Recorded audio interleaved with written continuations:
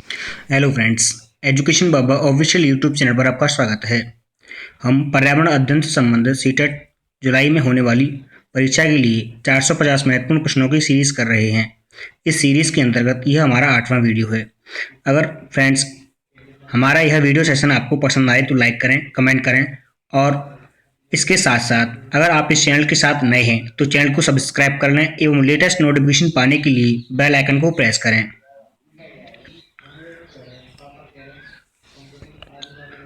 बढ़ते हैं आज के पहले प्रश्न की ओर। पहला प्रश्न है आपका, बीजों के अंकुरण की अवधारणा को कक्षा में पढ़ाते समय शिक्षक को चाहिए कि वह शिक्षार्थियों को जानकारी भी दे। यानी एक शिक्षक है जो कक्षा के अंतर्गत बच्चों को जो बीजों का अंकुरण होता है उसकी अवधारणा को स्पष्ट कर रहा है, तो उस समय एक शिक्षक के नाते किस प्रकार के शिक्षार्थियों को जानकारी देनी चाहिए। तो पहला ऑप्शन है आपका कक्षा कक्ष की हवा के तापमान एवं नमी की। नेक्स्ट है आपका कक्षा कक्ष में की गई सजावट की। थर्ड ऑप्शन है आपका कक्षा कक्ष में फैली हुई धूल मिट्टी की।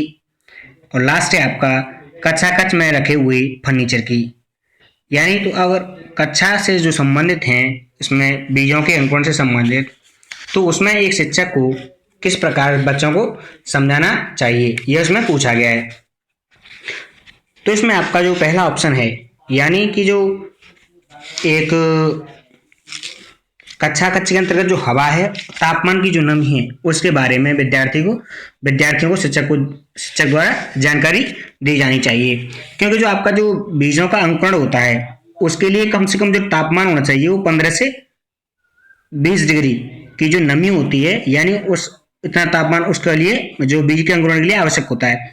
इसके साथ साथ जो आपकी जो बीज होता है वह उत्तम किस्म का भी होना चाहिए। तो इसमें आपका जो अगर एक शिक्षक कक्षा में बीजों के अंकुरण की अवधारणा को स्पष्ट कर रहा है तो उसे चाहिए कि वह कक्षा कक्ष में हवा के तापमान एवं नमी की जानकारी शिक्षार्थियों को दे। तो इसमें आपका पहला ऑप्शन इसका सही उत्तर होगा। क्वेश्चन नंबर 2 है आपका, वह व्यक्ति जिससे को मलेरिया की रक्त की जांच किस आधार पर की जाती है। यानी किसी व्यक्ति को मलेरिया है तो उसके रक्त की जांच जो की जाएगी वह किस आधार पर की जाती है। तो पहला ऑप्शन है आपके सामने लाल रक्त कणिकाओं में मच्छर अंडों की उपस्थिति के आधार पर। नेक्स्ट है आपका लाल रक्त कणिकाओं में परजीवी की उपस्थिति के आधार पर। सी ऑप्शन है आपका रक्त को क्षति पहुंचाने वाली यकृत कोशिकाओं के आधार पर। और डी ऑप्शन है आपका श्वेत रक्त कणिकाओं में मच्छर के अंडों की उपस्थिति के आधार पर। यानी आपका जो मलेरिया रोग होता है वो एक संक्रामक रोग होता है और जो इसका जो परजीवी यह फैलता है, आपका जो परजीवी होता है जिसे हम मच्छरों में, यह मच्छर होता है एनाफिलीज मच्छर, जो कि वाहक मादा होती है। इस जिसके काटने पर मलेरिया के परजीवी लाल रुधिर जो कणिकाएं होती हैं हमारे शरीर के अंतर्गत, उनमें यह प्रवेश कर जाता है। इससे क्या होता है कि व्यक्ति में बार बार बुखार, सिर दर्द, ठंड लगना तथा कांपना जैसे उसके लक्षण जब लाल रुधिर कणिकाओं में पहुंच जाता है तो ये इस प्रकार के लक्षण उसमें दिखाई देते हैं। तो इससे स्पष्ट हो जाता है कि जब उसके मलेरिया के जो रक्त की जांच की जाती है तो इसमें पाया जाता है कि जो उसकी लाल रुधिर कणिकाएं हैं उसमें मलेरिया परजीवी की उपस्थिति होती है। तो इसमें आपका बी ऑप्शन इसका, यानी आपका लाल रुधिर कणिकाओं में मलेरिया परजीवी की उपस्थिति के आधार पर जो आपका मलेरिया किस व्यक्ति में है इसकी जांच का आधार बनता है। तो ये आपका इसमें बी ऑप्शन इसका सही उत्तर होगा। क्वेश्चन नंबर 3 है आपका, बर्फ के घर इग्लू विशेषकर ध्रुवीय क्षेत्रों में जहां भूमि हमेशा बर्फ से ढकी रहती है बनाई जाती है। इन घरों के विषय में पढ़ाते समय आप शिक्षार्थियों को निम्न में से कौन सी जानकारी नहीं देंगे। यानी जो इग्लू जो आपके घर होते हैं वो यह तो पता होगा आपको, जो विशेषतर मुख्यतः आपके वहीं पाए जाते हैं जहां पर हमेशा यानी वर्ष भर बर्फ रहती है। तो जब आप शिक्षार्थियों को इसके बारे में पढ़ा रहे होंगे तो आपको 4 पॉइंट्स दे रखे हैं। 4 पॉइंट्स में तो आपको यह बताना है कि आप इनमें से कौन से बिंदु को शिक्षार्थियों के सामने नहीं रखेंगे। पहला है, इन घरों का निर्माण करने वाले लोगों को एस्किमो कहा जाता है। यानी इन घरों को जो बनाते हैं उनको आप एस्किमो कहते हैं। दूसरा ऑप्शन है आपका, इन घरों का आकार गुंबदाकार रखा जाता है, साथ ही प्रवेश हेतु मध्य में एक क्षेत्र होता है। तीसरा ऑप्शन है आपका कि इन घरों में सर्दी से बचने के लिए फर्श पर जो बांस तथा पेड़ की जो पत्तियां होती हैं उनका प्रयोग किया जाता है। नेक्स्ट है आपका कि इन घरों में सर्दी से बचने के लिए फर्श पर जानवरों की खाल एवं फर का प्रयोग किया जाता है। तो देखिए आपका इसमें जो इनके घरों का निर्माण होता है और जो निर्माण करने वाले होते हैं उनको एस्किमो कहा जाता है। ये आपके जो बर्फ के घर होते हैं इनको जो विशेषकर जो आपके ध्रुवीय क्षेत्र होते हैं इनमें एस्किमो जो लोग होते हैं उनके द्वारा इनको बनाया जाता है। और जो इनकी आकृति होती है वो गुंबदाकार होती है। इसके साथ साथ इनके में जो प्रवेश करने का जगह होती है वो एक प्रवेश के लिए एक मध्य क्षेत्र में एक छोटा सा आपका प्रवेश द्वार होता है।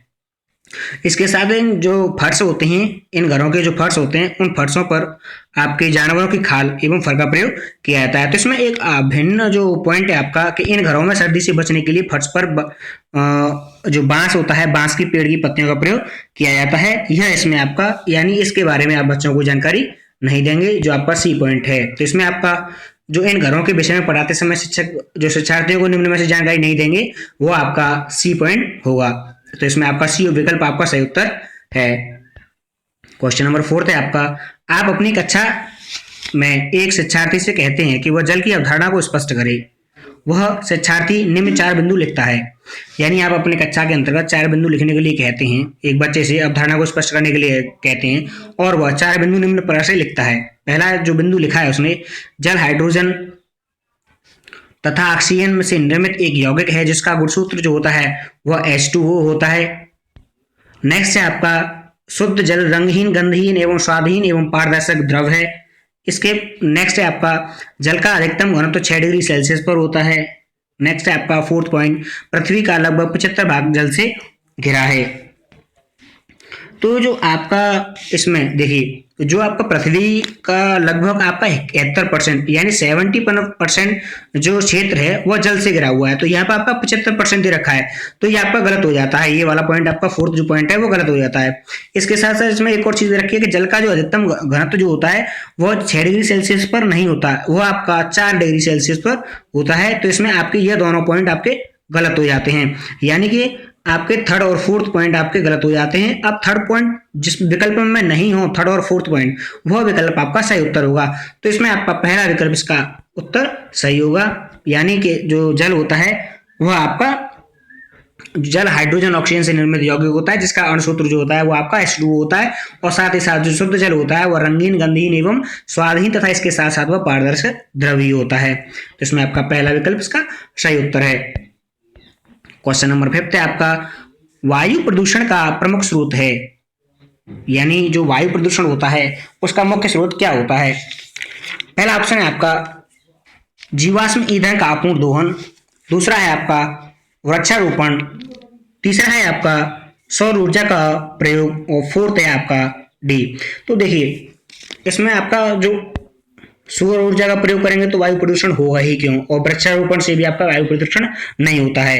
तो इसमें आपका एक पॉइंट बचता है कि जीवाश्म जो आपका ईंधन होते हैं उनका अपूर्ण दोहन, यानी जो वायु प्रदूषण का जो मुख्य स्रोत होगा आपका जो जीवाश्म ईंधन का अपूर्ण दोहन है। यानी जीवाश्म ईंधन के अंतर्गत आपके जो मुख्य घटक आते हैं इसमें आपका कोयला हो गया, पेट्रोलियम हो गया, ये इसमें आते हैं। और ये जो यूज किया जाता है आपके जो ऑटोमोबाइल यानी मोटर वाहन ये होते हैं ये आपके जो वायु प्रदूषण के मुख्य वायु प्रदूषण करने वाले प्रमुख तत्व कारक होते हैं।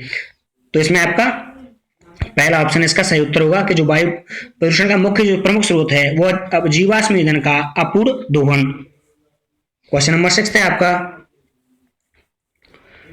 सभी वृक्षों की पत्तियों का रंग सामान्यतः हरा होता है। यानी सभी जो पत्तियां होती हैं वृक्षों की उन पत्तियों का रंग हरा ही क्यों होता है। तो इसमें आपके 4 विकल्प दे रखे हैं। धूप के कारण, नेक्स्ट है आपका पर्णहरित के कारण, तीसरा ऑप्शन है ऑक्सीजन के कारण और 4th ऑप्शन है आपके सामने के कार्बन डाइऑक्साइड के कारण। तो जो आपका जो वृक्षों की जो पत्तियां होती हैं उनका हरा रंग होने का प्रमुख कारण होता है वह उसमें पर्णहरित यानी क्लोरोफिल के कारण होता है। यानी जो वृक्ष जो होते हैं उनकी पत्तियों का रंग आपके जो क्लोरोफिल होने के कारण उनका हरा रंग होता है।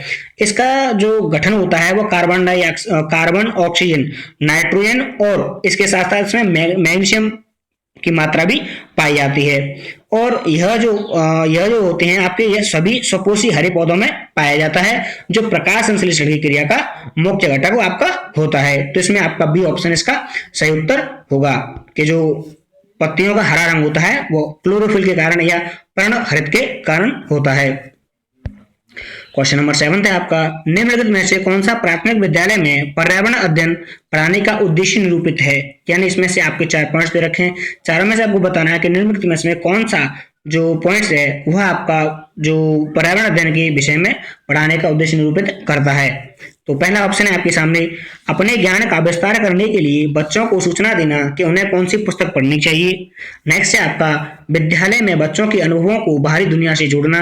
और तीसरा ऑप्शन है आपका, बच्चों को तकनीकी शब्दावली और परिवारों से परिचित कराना। नेक्स्ट है, ये परिवारों नहीं, यहाँ परिभाषा होगी। नेक्स्ट है आपका, पर्यावरण अध्ययन से संबंधित तकनीकी शब्दों का आकलन। तो जब हम बच्चों को पर्यावरण अध्ययन पढ़ा रहे हो तो हमारा मुख्य जो उद्देश्य होता है कि जो हम बच्चों के जो वास्तविक जिंदगी में अनुभव हैं उनको हम बाहरी दुनिया से जोड़ सकें। तो इसमें आपका बी ऑप्शन इसका सही उत्तर है। यानी जब प्राथमिक विद्यालय में हम पर्यावरण अध्ययन विषय को पढ़ाते हैं तो उसका जो मुख्य उद्देश्य होता है वह विद्यालय में बच्चों के अनुभवों को बाहरी दुनिया से जोड़ना होता है। और इसके अंतर्गत आपका जो विद्यालय तथा जो बच्चों के आसपास का आपका विद्यालय हुआ और विद्यालय के साथ जो आपके बच्चों के आसपास का वातावरण होता है, जिसमें आपके पेड़ पौधे होते हैं कि मृदा हो गई, मिट्टी हो गई, नदी, जल, हवा, यानी इस प्रकार की जो दुनिया होती है उसको बच्चों के साथ, और आपका दूसरी जगह जैसे मान लें कि कहीं दूसरी जगह पर्वत है और पर्यावरण के दूसरे घटक हैं तो उनको एक साथ जोड़कर यानी उनमें संबंध बताया जाता है। तो इसमें आपका बी ऑप्शन इसका सही उत्तर होगा। क्वेश्चन नंबर 8 है आपका, हरे पौधे भोजन निर्माण की प्रक्रिया में किस गैस का प्रयोग करते हैं। यानी वो कौन सी गैस होती है जब भोजन निर्माण करते समय वृक्षों द्वारा, हरे पौधों द्वारा प्रयोग में लाई जाती है। तो जो आपकी ऑप्शन है, पहला कार्बन डाइऑक्साइड गैस होती है, दूसरा ऑप्शन है ऑक्सीजन होती है, तीसरा ऑप्शन है नाइट्रोजन होती है और फोर्थ ऑप्शन है आपका हाइड्रोजन होती है। तो हरे पौधे जो होते हैं आपके, हरे पौधे भोजन का निर्माण करने की प्रक्रिया में आपके कार्बन डाई गैस जो होती है, कार्बन डाइऑक्साइड, उस गैस का प्रयोग करते हैं। इसके अतिरिक्त जो आपके हरे पौधे प्रकाश संश्लेषण में जो कार्बन डाइऑक्साइड का अवशोषण तथा ऑक्सीजन के का जो उत्सर्जन करते हैं तो वह भी इसके लिए जरूरी होता है। तो इसमें आपका इसको ध्यान रखने वाली बात है कि जो आपके हरे पौधे होते हैं यह आपके रात्रि में कार्बन डाइऑक्साइड का अधिक उत्सर्जन करते हैं। तो इसमें आपका जो ऑप्शन हुआ सही कि आपका भोजन बनाते समय कौन सी गैस का प्रयोग करते हैं, वो आपकी कार्बन डाइऑक्साइड होगी, यानी ए विकल्प इसका सही उत्तर होगा। नेक्स्ट है क्वेश्चन आपका, पर्यावरण अध्ययन की कक्षा में सरल प्रयोग और निर्देशन किए जा सकते हैं। यानी आपकी जो पर्यावरण अध्ययन की क्लासरूम है, कक्षा कक्ष है, उसमें सरल प्रयोग किए जा सकते हैं, निर्देशन किए जा सकते हैं। पहला विकल्प है आपका, बच्चा द्वारा पूछे गए प्रश्नों पर आधारित विचारों पर चर्चा करने, अवलोकनों को दर्ज करने तथा उनका विश्लेषण करने के लिए। नेक्स्ट है आपका कि कक्षा में अनुशासन को सुनिश्चित करने हेतु बच्चों को नियंत्रण करने के लिए। सी ऑप्शन है आपका, बच्चों को स्वयं सीखने योग्य बनाने और अवलोकन कौशलों को पैना करने के लिए। डी ऑप्शन है आपका, उच्च कक्षाओं में क्या किया जाता है उनका अनुकरण करने के लिए। तो सबसे पहले हम फोर्थ पॉइंट वही नकार देते हैं कि उच्च कक्षाओं में क्या चल रहा है, इससे प्राथमिक विद्यालय यानी जो प्राथमिक बच्चे होते हैं या प्राथमिक स्तर के जो बच्चे होते हैं उनसे उनका कोई मतलब नहीं होता। और दूसरा सी ऑप्शन है आपका कि बच्चों को स्वयं को सीखने योग्य बनाने और अवलोकनों को कौशलों को पैना करने के लिए। तो यहाँ जो बच्चे होते हैं वो स्वयं न सीखकर वह देखकर सीखना पसंद करते हैं और उनके इस समय कोई ऐसे कौशल नहीं होते जिनको हम पैना कर सकें। सी आपका जो ऑप्शन है बी, कक्षा में अनुशासन को सुनिश्चित करने हेतु बच्चों को नियंत्रित करने के लिए, यानी जो पर्यावरण अध्ययन की जो कक्षा है उसमें हम जो निर्देशों का पालन करेंगे कि कक्षा में जो अनुशासन है उसको सुनिश्चित कर सकें। तो आपको जो तीनों पॉइंट हैं, इन तीनों पॉइंट्स का यानी तीनों विकल्पों का आपके प्रश्न से कोई संबंध नहीं है। अगर पहले पॉइंट को देखें कि बच्चों द्वारा पूछे गए प्रश्नों पर आधारित विचारों पर चर्चा करने, अवलोकनों को दर्ज करने तथा उनका विश्लेषण करने के लिए हम पर्यावरण की जो कक्षा होती है उसको जो आपके सरल प्रयोग और निर्देशन किए जा सकते हैं। तो इसमें आपका पहला विकल्प सही है।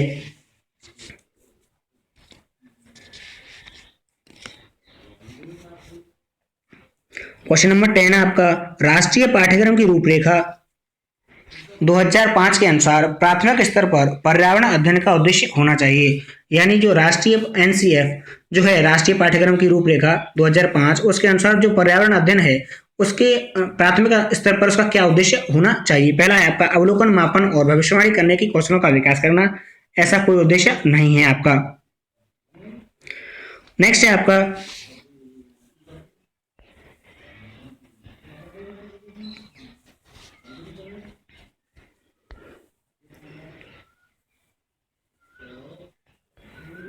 अवधारणाओं की सही अर्थ को गहराई से समझना और सीखना। सी ऑप्शन है आपका आधारभूत सिद्धांतों और शब्दों की सही भावनाओं को याद करना। डी ऑप्शन है आपका विद्यार्थियों को अगले स्तर अध्ययन के लिए तैयार करना। तो इसमें आपका जो विकल्प सही बैठ रहा है वो है आपका, तो इनमें तीनों में से तो कोई ऑप्शन सही है ही नहीं, तो इसमें आपका विकल्प बचता है पहला ही, यानी अवलोकन, मापन और भविष्यवाणी करने के कौशलों का विकास करना। कि जो आपके जो प्राथमिक स्तर पर जो पर्यावरण अध्ययन का जो ईवीएस जो आपकी है एनवायरमेंटल स्टडी, उसको पढ़ाने का जो मुख्य उद्देश्य है अवलोकन करने, कल्पना करने के साथ साथ यानी जो अनुमान लगाते हैं हम, प्रयोग करने, वर्गीकरण करने आदि के जो कौशल होते हैं उनका विकास करने के लिए सुझाव दिया जाता है इसके अंतर्गत। और ये सभी जो कौशल होते हैं आपके, वह अवधारणा या विषय वस्तु को बेहतर ढंग से समझने के लिए छात्रों के प्रयोग में लाए जाते हैं। तो इसमें आपका पहला विकल्प इसका सही उत्तर होगा। यानी जो राष्ट्रीय पाठ्यक्रम का जो मुख्य उद्देश्य था कि अवलोकन, मापन और भविष्यवाणी करने के कौशलों का विकास करना। क्वेश्चन नंबर 11 है आपका,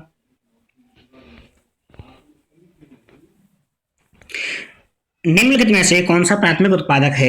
यानी आपके जो ऑप्शंस दे रखे हैं इनमें से कौन सा जो उत्पादक है वह आपका प्राथमिक उत्पादक है। तो पहला ऑप्शन है हरे पौधे, दूसरा है आपका शाकाहारी जंतु, सी है आपका मांसाहारी जंतु और डी ऑप्शन है आपका ये सभी। तो जो आपके प्राथमिक उत्पादक होते हैं वे हरे पौधे होते हैं। उसके बाद जो द्वितीय उत्पादक होते हैं वो शाकाहारी जंतु, और जो आपके नेक्स्ट आते हैं वह होते हैं मांसाहारी जंतु। जबकि इसमें आपके जो क्वेश्चन पूछा गया है कि प्राथमिक उत्पादक कौन से होते हैं, तो वह आपके हरे पौधे होते हैं। तो इसमें आपका पहला ऑप्शन जो है इसका सही उत्तर होगा। इसको समझने के लिए कि जो आपके हरे पौधे होते हैं, जो प्राथमिक उत्पादक होते हैं, ये प्रकाश संश्लेषण की प्रक्रिया में अपना भोजन स्वयं बनाते हैं, यानी स्वयं तैयार करते हैं। और जो आपके शाकाहारी जंतु होते हैं इनको अपना आहार बनाते हैं, और इसमें आपके जो हरे पौधों के साथ साथ हरित शैवाल को भी शामिल किया जाता है। यानी जो आपके शाकाहारी जंतु हैं वे हरे पेड़ पौधे जो होते हैं उनको अपना आहार बनाते हैं। तो इससे पहले आपके जो हरे पौधे होंगे वो आपके प्राथमिक उत्पादक होंगे। तो इसमें पहला विकल्प इसका सही उत्तर होगा। नेक्स्ट है क्वेश्चन नंबर 12 है आपका, समुद्र से किसी शहर की ऊंचाई जितनी अधिक होगी वहां की आबादी उतनी ज्यादा की अधिक मात्रा में प्राप्त करती है। यानी किसी शहर की ऊंचाई समुद्र से जितनी अधिक है उस दिशा में तो जो आपका वहां की आबादी है वह किस प्रकार की मात्रा में अधिक, यानी पहला ऑप्शन है आपका नाभिकीय विकिरण, नेक्स्ट है आपका विद्युत चुंबकीय विकिरण, नेक्स्ट है आपका कि वहां जो कॉस्मिक किरण है वे, और डी ऑप्शन है आपका ये सभी।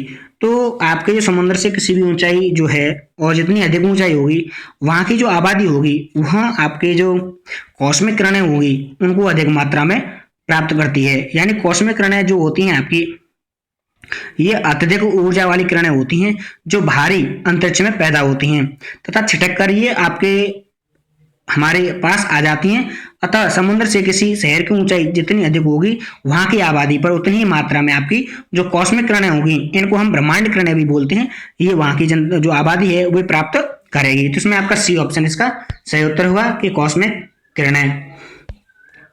नेक्स्ट है आपका कि जो खाद्य पदार्थों को सुरक्षित रखने में शीतकरण विधि का जो किस वस्तु का प्रयोग होता था। यानी प्रारंभ में जो खाद्य पदार्थों को हम सुरक्षित रखते थे उससे पहले हम किस वस्तु का प्रयोग करते थे शीतीकरण में। तो पहला ऑप्शन है मिर्च, दूसरा ऑप्शन है आपका दालचीनी, तीसरा ऑप्शन है आपका लौंग और फोर्थ ऑप्शन है आपका इलायची। तो इसमें आपका जो ऑप्शन जो लौंग है वह हम प्राचीन समय में लौंग का प्रयोग खाद्य पदार्थों को सुरक्षित करने के लिए किया जाता था। इसमें इससे क्या होता है कि आपके जो खाद्य पदार्थ होते हैं उनको जल्दी आपके कीड़े वगैरह नहीं लगते हैं। तो इसमें आपका सी विकल्प जो है वह इसका सही उत्तर होगा, लौंग। नेक्स्ट क्वेश्चन है आपका क्वेश्चन नंबर 14। दुर्गा एक गांव में रहती है और लकड़ी या गोबर के उपले इस्तेमाल करते हुए चूल्हे पर खाना पकाती है। पिछले 3 महीनों से उसे तेज खांसी आ रही है, इसका कारण हो सकता है। यानी जो गांव में उपली वगैरह का प्रयोग करते हैं, यानी लकड़ी का प्रयोग करके हम जो भोजन बनाते हैं, उसके बाद जो दुर्गा है उसको 3 महीने से तेज खांसी आ रही है। तो इसका कारण क्या हो सकता है? तो पहला विकल्प है आपका कि जलती हुई जो यानी जो जलती हुई लकड़ी है उनको जलने से उसको एलर्जी हो गई है, यानी उस धुएं से एलर्जी हो गई है। बी ऑप्शन है आपका उसकी झोंपड़ी के अंदर और बाहर वायु जो प्रदूषण है तथा उसकी जो वृद्धावस्था है उसके कारण। सी ऑप्शन है आपका ईंधन के जलने से उत्पादित कार्बन मोनोऑक्साइड जो उसके श्वसन नली में जमा हो गई होगी। और आपका डी ऑप्शन है जलते हुए ईंधन उत्पादित जो जलता हुआ ईंधन है उससे उत्पादित जो काला धुआं जो कि उसकी जो श्वसन नली है उसमें जमा हो गया है। तो इसमें जो आपका जो सी विकल्प है कि ईंधन के जलने के कारण जो उसमें जो कार्बन मोनोऑक्साइड जो निकलती है वह उसके श्वसन नली में जम गई होगी।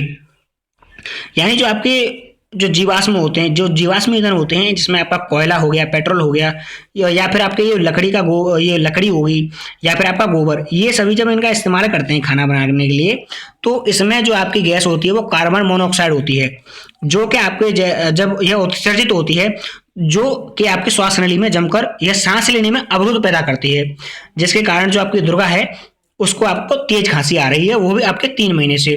तो यह आपका मुख्य कारण है कि उसको क्या मतलब उसके कारण क्या है कि जो कार्बन मोनोऑक्साइड जो उत्सर्जित हो रही है आपकी जीवाश्म ईंधन से, उससे आपको उसकी नली में, श्वसन नली में वह जमा हो गई है और इसलिए उसको 3 महीने से काफी तेज खांसी आ रही है। तो इसमें आपका सी विकल्प इसका सही उत्तर होगा। क्वेश्चन नंबर 15 है आपका छुई मुई के पौधों में उद्दीपन के प्रति होने वाली वह प्रक्रिया जिसके अंतर्गत स्पर्श करने से बहुत तुरंत तुरंत सिकुड़ जाता है, यानी उसको जैसे ही हम टच करेंगे जो आपका चुई मुंह का पौधा होता है वो तुरंत सिकुड़ा जाता है और फिर थोड़ी देर बाद वह अपनी मूल स्थिति में आ जाता है। यह जो क्रिया है यह क्या कहलाती है? पहला ऑप्शन है गति कहलाती है, दूसरा ऑप्शन है आपका यह अनुकूलन कहलाता है, तीसरा ऑप्शन है उत्तेजनशीलता कहलाती है और डी ऑप्शन है आपका वृद्धि कहलाती है। तो जो आपके छुई का जो पौधा होता है वो उत्तेजनशीलता के कारण किसी व्यक्ति द्वारा स्पर्श किए जाने पर वह सिकुड़ जाता है तथा जैसे ही उसकी उत्तेजना कम होती है तो थोड़ी देर बाद में ही वो जो पौधा होता है अपनी मूल स्थिति में आ जाता है। तो इसमें आपका सी विकल्प जो है उत्तेजनशीलता विकल्प सही उत्तर होगा। नेक्स्ट है आपका कपास की वृद्धि के लिए सर्वोत्तम मृदा है।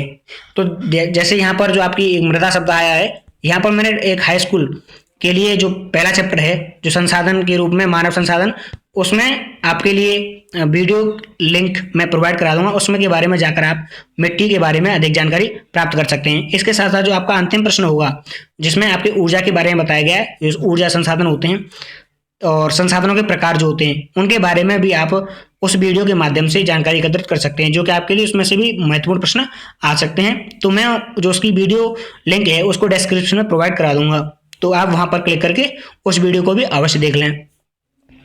तो जो कपास की खेती होती है उसके लिए सबसे उपयुक्त जो मिट्टी होती है वो कौन सी होती है? पहला ऑप्शन है आपका लाल मृदा होती है, बी ऑप्शन है आपका लेटराइट मिट्टी होती है, सी ऑप्शन है काली मृदा होती है, या डी ऑप्शन है आपका जलोढ़ मृदा होती है। तो इसमें जो आपकी कपास की जो खेती की सबसे जो उपयुक्त मिट्टी होती है वो होती है आपकी काली मिट्टी जो होती है वो सबसे उपयुक्त होती है, क्योंकि जो काली मिट्टी होती है उसमें जल धारण करने की क्षमता अधिक होती है और इसके अतिरिक्त जो आपकी ये मृदा जो होती है इसमें आपकी कैल्शियम, पोटेशियम तथा मैग्नीशियम प्रचुर मात्रा में पाया जाता है। और इसमें जो आपकी नाइट्रोजन होती है इसमें उसकी नाइट्रोजन की कमी होती है। तो इसमें आपका जो ऑप्शन नंबर सी इसका सही विकल्प सही है कि जो कपास के लिए आपकी काली मिट्टी की जरूरत जो सर्वाधिक उपयुक्त होती है। नेक्स्ट है आपका कक्षा कक्ष में एक शिक्षक उभयचरों के विषय में जानकारी देते हुए यह तथ्य या लिखता है कि यह प्रायः रुधिर वाले जंतु होते हैं, जो उभयचर होते हैं उनके बारे में जानकारी देते हुए शिक्षक कुछ पॉइंट्स लिखता है। उसमें पहला पॉइंट लिखता है वह कि प्रायः शीत रुधिर वाले जंतु होते हैं। नेक्स्ट है आपका इनकी लाल रुधिर कणिकाओं में केंद्रक पाया जाता है। नेक्स्ट है आपका कि ये प्राय अंडे देते हैं। और लास्ट है आपका कि जो इनकी त्वचा होती है ये संवेदनशील तथा श्वसन में सहायक होती है। तो इसमें जो उभयचर प्राणी को जो चारों जो विकल्प दिए गए हैं वे प्राण जो सबसे पहले आप उभयचर जो शब्द है उसको समझ लीजिए कि जो उभयचर शब्द होता है उसका तात्पर्य है कि जो ऐसे प्राणी जो आपके स्थल तथा जल दोनों जगह पर निवास करते हैं। जैसे आपका सांप हो गया, मेढक हो गया, मगरमच्छ हो गया, इस और इसके साथ साथ जो आपका कछुआ होता है, ये सभी आपके उभयचर में आते हैं। तो देखिए ये इसमें जो चार विकल्प दे रखे हैं ये बिल्कुल सही है। जैसे कि आपके जो आपके ये सभी जो होते हैं प्राणी ये शीत रुधिर वाले होते हैं तथा जो इनके जो ये सभी प्राय अंडे देते हैं तथा इनकी जो लाल रुधिर कणिकाओं आरबीसी में जो होता है यह आपका केंद्रक भी इसमें पाया जाता है तथा इनकी त्वचा जो होती है वह संवेशी तथा श्वसन में सहायक होती है। तो इसमें जो आपका विकल्प है अंतिम ये सभी यानी फर्स्ट सेकंड थर्ड फोर्थ इसके चारों जो पॉइंट टीचर द्वारा बताए गए उच्चारों के बारे में वो चारों ही सही हैं। तो इसमें विकल्प डी इसका सही उत्तर होगा। नेक्स्ट क्वेश्चन है आपका गरिमा सजीव निर्जीव तथा मृत वस्तुओं की अवधारणा स्पष्ट करने के लिए 3 चार्ट बनाती है तथा उन चार्टों पर निम्नलिखित रूप से वस्तुओं के नाम लिखती है। तो उसने जो चार्ट बनाए हैं उस पर नाम लिखाए हैं। उसने चार्ट बनाकर पहला जो चार्ट बनाया उस पर लिखा है उसने तितली, वृक्ष, पैरामीशियम, भालू। दूसरा चार्ट बनाया उसने मोमबत्ती, जग, कार, क्रिस्टल। और तीसरा ऑप्शन बनाया तीसरा जो चार्ट बनाया उसने लकड़ी के लट्ठे, अरहर की दाल, चमड़े का टुकड़ा और स्नॉन स्पंज। तो इसमें आपको 4 विकल्प दे रखे हैं। तो इसमें से आपको सही विकल्प जो है यानी सही जो पैटर्न है कि इसमें सजीव है, इसमें निर्जीव और तीसरा आपका वह अमृत है, जो भी हो उसके बारे में आपको जानकारी देनी है। तो जो आपकी इसमें आपको देखो सबसे पहले ये चीजें हम आंसर बताने से पहले कि सजीव क्या होता है, वे जो आपके सांस लेते हैं, खाता है तथा उत्पादन करता है। तो ध्यान रखना है कि जो सांस लेता हो, खाता है तथा साथ साथ में वो उत्पादन करता है। जैसे आपकी तितली हो गई, वृक्ष हो गया, भालू हो गया, मनुष्य हो गया। तो ठीक है, ये आपके किस कैटेगरी के अंतर्गत आएंगे, ये सजीव कैटेगरी के अंतर्गत आएंगे। इसके साथ साथ इसके अलावा जो आपके निर्जीव होते हैं, निर्जीव कौन से होते हैं, जो आप जिसके अंतर्गत न तो जीवन होता है, न वह खाता है, न ही वह सांस लेता है। अब इसमें उदाहरण के तौर पर आप देखेंगे जो मोमबत्ती हो गई, जग हो गया, क्रिस्टल हो गया, ये सभी क्या हो गई आपकी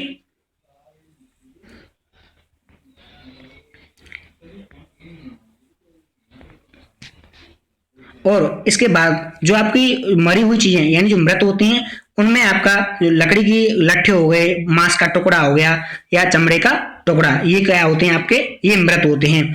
तो इसमें आपको देखना है कि इसमें से कौन सा विकल्प इसका सही उत्तर है। तो देखिए जो इसमें पहला विकल्प है यानी जो अमृत को सांस लेता है और खाता भी है और उत्पादन भी करता है, तो इसमें भी हो जाएंगे आपके सजीव। तो इसमें देखिए ये वाला पहला, निर्जीव में जो सांस नहीं लेता है नहीं खाता है तो वो आपका हो जाएगा निर्जीव। और तीसरा ऑप्शन है आपके वे सभी पदार्थ जो मृत होते हैं, तो लकड़ी के लट्ठे हो गए, अरहर की दाल हो गई, ये सभी आपके मृत होते हैं। तो इसमें आपका जो विकल्प होगा विकल्प नंबर पहला इसका सही उत्तर है। नेक्स्ट क्वेश्चन है फ्रेंड्स, निम्नलिखित में से कौन सा ईंधन है, यानी कौन जो है इसमें एक ईंधन है। पहला है कोयला है, नेक्स्ट है आपका के लकड़ी है और सी ऑप्शन है एलपीजी है और इनमें से कोई नहीं। तो यहाँ छोटी सी गलती है शायद, मुझे लगता है कि ईंधन तो क्योंकि आपकी कोयला भी होता है, लकड़ी भी होती है, एलपीजी भी, तो यहाँ हो नहीं सकता, होगा ही कि निम्नलिखित में से कौन स्वच्छ ईंधन है, यानी कौन सा ईंधन इनमें से तीनों में से स्वच्छ ईंधन कौन सा है। तो पहला ऑप्शन है आपका कोयला, दूसरा है लकड़ी, तीसरा है एलपीजी और फोर्थ है आपका इनमें से कोई नहीं। तो जो आपकी एलपीजी होती है लिक्विड पेट्रोलियम गैस, जिसे हम हिंदी में कहते हैं द्रवित पेट्रोलियम गैस, आपकी यह जो ईंधन होता है यह एकदम स्वच्छ होता है। इसमें किसी भी प्रकार का आपका इससे जो किसी भी प्रकार का आपका वायु प्रदूषण नहीं होता है, साथ ही इसमें ऊर्जा का क्षय भी नहीं होता है। ठीक है, तो इसको हमें ध्यान रखना है कि जो आपका एलपीजी होता है जिसे हम लिक्विड पेट्रोलियम गैस यानी द्रवित पेट्रोलियम गैस भी कहते हैं, यह आपका स्वच्छ ईंधन होगा। तो इसमें आपका बी सी विकल्प जो है एलपीजी वह सही उत्तर होगा। बढ़ते हैं आज के अंतिम प्रश्न की ओर। अंतिम प्रश्न है आपका नवीनीकरण ऊर्जा स्रोत हैं, यानी जो नवीकरणीय ऊर्जा के स्रोत हैं वे कौन कौन से हैं। तो इसमें आपके ऑप्शन भी दे रखा, पहले 3 पॉइंट्स भी बताए हैं, तीनों में से आपको छांट कर बताना है कि वे कौन से हैं। पहला है जल विद्युत, नेक्स्ट है आपका पवन ऊर्जा और थर्ड है आपका सौर ऊर्जा। तो जो आपके नवीनीकरण है उसमें आपके विकल्प दे रखे हैं कि पहला, दूसरा, तीसरा है, केवल पहला ही है, केवल फर्स्ट और थर्ड ही है। तो जो आपके जो ऑप्शन दे रखे हैं ये तीनों ही आपके नवीकरणीय जो ऊर्जा होती है उसके स्रोत हैं। तो यानी आप इसको यहाँ ध्यान रखना है कि जो नवीनीकृत ऊर्जा होती क्या है। तो नवीकरणीय जो ऊर्जा होती है उसका आशय जो होता है वो ऐसे ऊर्जा स्रोत से होता है जिसका हम बार बार पुनः उपयोग कर सकते हैं। जैसे आपके जल विद्युत हो गया, पवन ऊर्जा हो गई, सौर ऊर्जा हो गई, यानी ये सभी हम इनको बार बार ऊर्जा के लिए प्रयोग कर सकते हैं। तो तीनों विकल्प इसके सही उत्तर हैं, यानी इसमें आपका पहला विकल्प इसका सही उत्तर होगा, यानी ए ऑप्शन इसका सही है। तो यह था फ्रेंड्स आज के लिए। अगर आपको हमारा यह वीडियो सेशन पसंद आया तो लाइक करें, कमेंट करें और अपने मित्रों के साथ शेयर करना बिल्कुल भी ना भूलें। अगर आप इस चैनल के साथ नए थे तो चैनल को सब्सक्राइब कर लें एवं लेटेस्ट नोटिफिकेशन पाने के लिए बेल आइकन को प्रेस करें। Thank you for watching.